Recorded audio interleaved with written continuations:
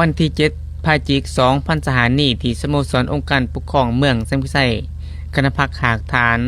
แผนกแรงงานและสวัสดิการสังคมแขวงอัตตปือได้ไขกองประชุมใหญ่สำซึกพักครั้งที่1ให้เกียรติเข้าร่วมของสหายธนุไสบรรษาฤทธิ์ห้องเจ้าแขวง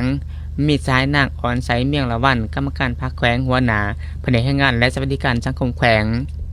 มีคณะพักหากฐานคณะหน่วยพักสำซึกพักและแขกถึกเชิญเข้าร่วมสายนางอ่อนใสเมียงละวันกรรมการพักแขวงหัวหน้าแผนกแรงงานและสวัสดิการสังคมแขวงได้ผ่าน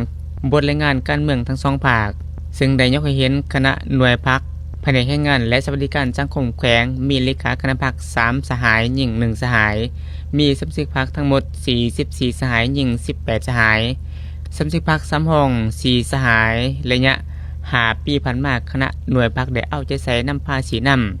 ทันแถวพนักงานสมาชิกพรรคภายในหน่วยอย่างใกล้ชิดติดแทนและได้ถือสำคัญต่อการศึกษาอบรมการเมืองนำพาแนวคิดเป็นกกเป็นต้นได้นำพาเสื่อมซึ่งบรรดาเนื้อในเอกสารสำคัญต่างๆของพรรคของสาธิตไทยสมาชิกพรรคแต่ละสหายมีความรับผูกเข้าใจต่อการนำพาของพรรค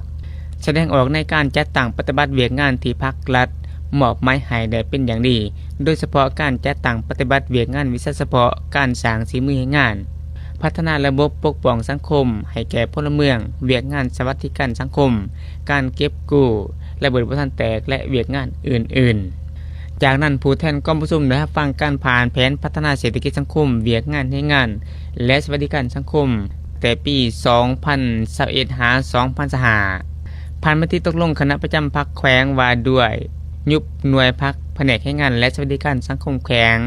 มติตกลงคณะประจำพรรคแขวงว่าด้วยสร้างตั้งหน่วยพรรคและคณะพรรคหากฐานแผนกให้งานและสวัสดิการสังคมแขวง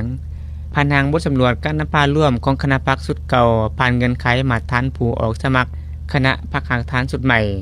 ซึ่งมีผู้ผ่านเงินไขมาตรฐานออกสมัครคณะพรรคหากฐานสุดใหม่7สหายเหลือกเอาหาสหายผ่านการปฏิบัติและกล้องประชุมขังปฐมฤกษ์เป็นเอกภาพตกลง